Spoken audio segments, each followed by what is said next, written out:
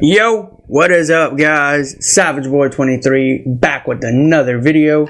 Today, I'm going to give you guys my NBA recap and my NBA day-to-day prediction. If you guys can, please like, subscribe, comment down below. Please watch more of my videos. Please and thank you. Alright, let's get into the games. What a very interesting game yesterday for all of us in the NBA playoffs. Where do I start? Well, I will start about the Pacers had 18. They led by 18. And I know a lot of people say in the NBA, in the playoffs, no lead is safe. No lead is safe. The Pacers were relaxing. They were having fun. They were like, you know what? Let's play around with these Celtics since we're up by 18. And then all of a sudden, everything started crashing down, and they lose by 3. Now, Aiden O'Connell, or not Aiden O'Connell, McConnell, my bad. McConnell was going off in that first half. He kept on making buckets after buckets. He could not stop missing. Even if he wanted to, he couldn't. Now, he was doing good in that first half, but that second half, I don't know. Now, should I say thank you to McConnell for putting the Pacers up by 18? Or should I say thank you to the Pacers for losing that second half? I don't know. Now, the funny part about this game was you guys led by 18. Pacers players. You led by 18. And your coach here, apparently he has no knowledge for the game. I'm just going to say that nice as way I can. He's saying that your team will come back from a 3-0 deficit. And he said this is the team and this is the right time to do it for our team. And he said something about the Pacers will get more respect than the Celtics if he comes back from a 3-0 deficit. First off, I don't know how to say this to you. Your team isn't irrelevant. Your team, nobody cares about your team. The only people that care about your team are the Pacers. I'm here to tell you the truth, Pacer players, and Pacer fans, and the Pacers head coach. Okay? You are not coming back down from a 3-0 deficit. Best bet, you probably get 1 win, but you're not coming back.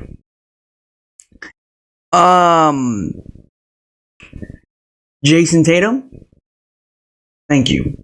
Jaylen Brown, thank you. You know what we should do to these Pacers? We should get a broom and mop them. Or sweep them, my bad. We should get a broom and sweep them. Because this team is easy. They're light work. People don't realize it. The Pacers are not that good of a team. Not good of a franchise team. Not a good fan base team. They're all a none and the above. They're horrible from all around that you could say from the Pacers. Tyrese Halliburton faked his injury. Didn't want to play because he knows he's scared. Cool. And to be honest, I'm glad he didn't play last night. Because, you know, he would make himself look like a clown like he always does. I'm so happy the Celtics won, and I think they deserve the championship this year. I mean, to be honest, Kyrie Irving too and Luka Doncic, but that's another time for another whole story. But I want Pacers fans to enjoy the Celtics winning. Enjoy the Celtics winning the championship this year. If they win it.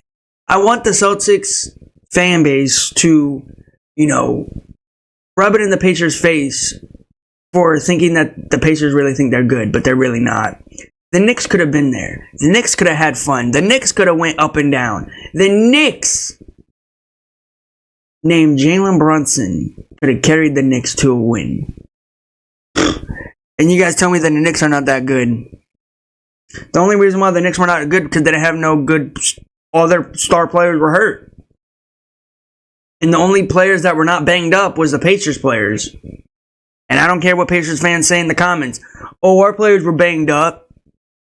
Did your player have a broken wrist? Did your player miss one of their key players since the playoffs started? Did one of your players get hit in the stomach or the chest area in the middle of a playoffs? And if one of your players have been in and out of the starting lineup since the playoffs have started, then think about that. So I don't want no Pacers fans to tell me in the comments that our team is good. Pacers fans, I have a broom. I can go get it and show you that you're about to get swept Monday night at home. And I'm not joking. I'm serious. You're about to get swept. Jalen Brunson, Jason Tatum, they're going to show up and show out. And there's rumors of Dinkus Pinkus coming back in this game. That's what I said. And there's also rumors, I don't know if it's true or not. I'll look into it tonight. If it is, Tyrese Halliburton might make his starting debut. Well, not starting debut, but back into the starting lineup. To be honest, I'm going to say this loud and clear to every Pacers fans. And you can tell me I'm wrong, I'm right. They had a way better game with no Tyrese Halliburton on the floor. They had a way better game with no Tyrese Halliburton on the floor. I'm going to say that loud and clear. They looked like their game was slow and paced. Really good. With Pascal Siakam, Nembhard, and all of the Pacers players. They looked like they had a way better game with no Tyrese Halliburton on the floor. Hey, I'm saying this loud and clear. And if I'm wrong, I'm wrong. I don't care. I honestly think when your superstar's not on the floor, they try their best. When their superstar's on the floor, they know that they're gonna lose badly. I'm gonna say that loud and clear. And the funny part was the Pacers in the fourth quarter. You guys are such a funny team in the NBA. You ran a football play in a basketball game. Oh my gosh, how desperate can you guys be to run a football play? They didn't know McConnell was in a football stance. What next? You gonna have a basketball look like a football and be like, you run there, you run here? You guys are so funny. You run a football play to act like you can win a game, to throw a Hail Mary down the field. But instead of a field, it's a court. You guys are so funny. By the way, if you guys are curious, what was the final score? Just in case if you guys knew already. Score was 114-111. Funny part was the Celtics were down by 18 on the road. And that's the funny thing. Because if you're down that kind of margin, you know some teams might just lose the game at that point. Catch up. But the Celtics had fight in them. They said, you know what, we're gonna win this game. We're gonna go up 3-0 and we're gonna close it out on Monday night. And Jaylen Brown, Drew Holiday was not feeling good, people were telling me. I didn't see it. He looked like the normal Drew Holiday to me. But yeah. Jason Tatum, keep on amazing everybody in the game. Keep on amazing every fan base, because at the end of the day, every fan base is jealous of because what you're doing. And all I keep telling you, bro, is rub it in their face. There's nothing better than rubbing something in their face. Keep showing them off, you know? I like doing that. For some odd reason, I like doing that. Maybe Jason Tatum's like that too. Maybe Jaylen Brown. But, yeah. Just 18. Wow, man. 18, man, that's crazy. The Celtics came back from an 18 deficit. An 18 deficit in this game. That is insane. So, I want to say this loud and clear. Pacers, you're going to get swept at home. I don't care what anybody says. You're not winning the game. You're not doing what you're supposed to be doing. You're good to you're fine to go home, whatever you want to do. I'm telling you, and everyone's trying to tell you, it was the Knicks' moment to go to the playoffs. It was the Knicks' moment to go to the Eastern Conference Finals. It would have been the Celtics-Knicks. That would have been going to a Game 7. This is going to a Game 4, and you're about to get swept at home. This will not be a good series. I've said it from the jump. I said it from the get-go. I said it when I made my prediction not too long ago. That this is not a good series. Pacers, Celtics. This is not a good series. This is a horrible series. I don't care what anybody says. So, yeah. Just saying that loud and clear. I'm going to give you guys my NBA recap and my NBA thoughts. All right. So I heard the video or press conference, whatever you want to call it, in the basketball court. Anthony Edwards says that he needs to make better plays. He needs to start shooting more for the Timberwolves to win. Buddy, is that your only concern of you going off in a game? I mean, don't get me wrong. Don't get me wrong. You're a great player. You're a fun player to watch. What you did against the Denver Nuggets at home, that was the unthinkable. But I want to say this loud and clear. You're playing against Luka Doncic and Kyrie Irving. What makes you think that you will go off on them? Luka Doncic made that clutch three-pointer to win the game last day, right? Everybody was happy. I was happy. I was happy after the video. I was happy after the game. I was, excited. I was like, man, the Mavs might go all the way. But there might be there's going to probably be a lot of people out there that are hating and saying, this is not the team that I wanted to go to the NBA Finals. Dallas Timberwolves or Dallas Celtics. Or maybe it would be Timberwolves Celtics. Who knows? But I'm here to tell you, and I was wrong my first prediction, but I'm okay with the second one. I'm okay with it. And I'm not going to be wrong about it. I don't care if I am. I don't care if I'm not. But I'm pretty sure I'm right. It's going to be Celtics, Dallas. You guys are going to have to wait for my prediction on that. That's going to be my prediction. That's my final prediction. Everybody thought it was going to be the Nuggets Celtics. Nuggets did not look good this year, so yeah. We're going to see what Timberwolves do. We're going to see if they can bounce back. Right now they're down 2-0. They lose this game in Dallas, they're going to be down 3-0 and Dallas can close it out on 2. So perhaps Anthony Edwards can do what he does. Most importantly, I need Luka Doncic and Kyrie Irving to go off. They go off every single day, every single night when I see them on the court. I'm not worried about them. There might be some bad games here and there for Luka and Kyrie to not go off. But I'm really hoping for Dallas to go 3-0 tonight. And then Tuesday to just close it out at home. Yeah. But yeah, that's the best I could say. And the best advice I could say is Anthony Edwards, Luka Doncic, do what you do on the court, show up and show out, and don't make your crowd disappointed at you. All I can say. But yeah, that's crazy. The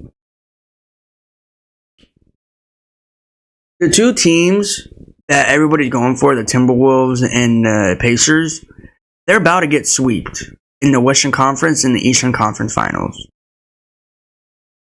Oh, sorry, the Western Conference and the Eastern Conference. They're about to get swept. That's incredible. That's insane. Everybody thought these two teams were good. Well, one of these teams, actually. The Timberwolves are good. The Pacers, you can move on to the side. I don't care about you. The Pacers are bad. What makes you guys think that the Pacers can do what they do? All because they got Pascal Siakam? That's it? Just because Pascal Siakam won in 2019 doesn't mean that he'll get the recognition of him when winning in 2024. Pascal Siakam is a great player. I have no hate against him. But I'm here to tell you guys loud and clear. Pascal Siakam was not the same player that he was in Toronto. Pascal Siakam, this is not the same Pacers team that everybody thought they were going to be. And I'm tired, and before anybody says this in the comments, this is Pascal Siakam's first time in a Pacers uniform, in a new team. Give him time to develop. Look how long he was in Toronto for. To be honest, Toronto, he just got it by luck. Okay? Nobody would know if Kawhi Leonard hit that corner three rows around the court or in the rim and went in. Everybody was literally, hoping that three didn't go in, or some Toronto fans were hoping for that three to go in. And that's when the Toronto Raptors won the championship. Simple as that. So what makes you think that 2019 Pascal Siakam can bring the same game that he did in 2019 to 2024? Ask me that in the comments. I will tell you the same thing I'm saying, the same thing I'm saying right now. He's not going to do the same thing that he did in Toronto. He's literally does not have a good team. Pacers are not that good of a team. They got here by luck. Now, they definitely beat the Knicks by lucky. They beat the Knicks by luck. Okay, they beat the Knicks by luck. Okay, if tell me this, Knicks fans, tell me this, Pacers fans, Knicks fans, Pacers fans, tell me this in the comments. If the Pacers or if the Knicks did not have Julius Randle hurt, Josh Hart hurt, Jalen Brunson hurt, OG Anunoby hurt, would the Knicks go all the way and play the Celtics right now? Ask me that in the comments. I will tell you the same thing I'm saying right now. Yes, they would. They would play right now. It would have been Knicks, Celtics. That would have been a great game. This is not a good game for the Pacers Celtics. Because we all know that the Celtics are going to own the Pacers. I'm speaking as facts. Yeah. And the same thing is the Timberwolves. Like Dallas Timberwolves. Anthony Edwards, you did what you did, right? You beat Nikola Jokic, the biggest game of your season, right? Everybody's saying that you should get this and that, like a championship because you beat Nikola Jokic. Don't get me wrong. You beat Nikola Jokic. Nikola Jokic is not like Michael Jordan. Nikola Jokic is his own player, his own game. He could do what he does. But do I sit here and say that you deserve a championship for beating Nikola Jokic? You got to earn it like everybody else. You don't just get it handed out to each and every player to be one of the greatest players of a Denver Nuggets. Doesn't mean that you're going to win a championship if you beat Nikola Jokic. Nikola Jokic was his own player, his own game. He can do what he does on the court. Michael Jordan was his own player and his own person on the court. So everybody has their own different game, different styles from all around in the NBA. And I'm tired of people comparing Nikola Jokic, to, one other, not comparing, but like, stop saying that Carmelo Anthony was a better Denver Nuggets player. I'm here to tell you guys loud and clear. Carmelo Anthony is not a good Denver Nuggets player. It was Nikola Jokic, number 15. He's a great player of the Denver Nuggets. And to be honest, I hope they, Hall of Fame Nikola Jokic's number on the wall up there, because he earns it. I don't care if he won one championship. He's a great Denver Nuggets player, better than Carmelo Anthony. I'm here to tell you guys that loud and clear. Carmelo Anthony is not that good of a player. Let me ask you guys this. Did Carmelo Anthony bring a championship to Denver? Does he have a ring for Denver? Did he bring a championship to any other team out there in Denver? Or out of Denver? From the Knicks to the Lakers? Did he ever bring a championship to any of those teams? No. No, he didn't. Not him, precisely. Other teams brought it, but not him. Carmelo Anthony is not a good player. Carmelo Anthony was washed since he came to the Lakers. And to be honest, I'm glad he retired. I've never liked him. I've never been a fan of him. I've never think of him being a better number 15 of the Denver Nuggets. Nikola Jokic is always going to be the number 15. He will be the 15. Whatever team he goes on to in the future, regardless if it's going to be a Denver or he moves on. But I do think he will stay as a Denver permanently. Yeah. But anyways, that's what I think and that's what I say. Luka Doncic,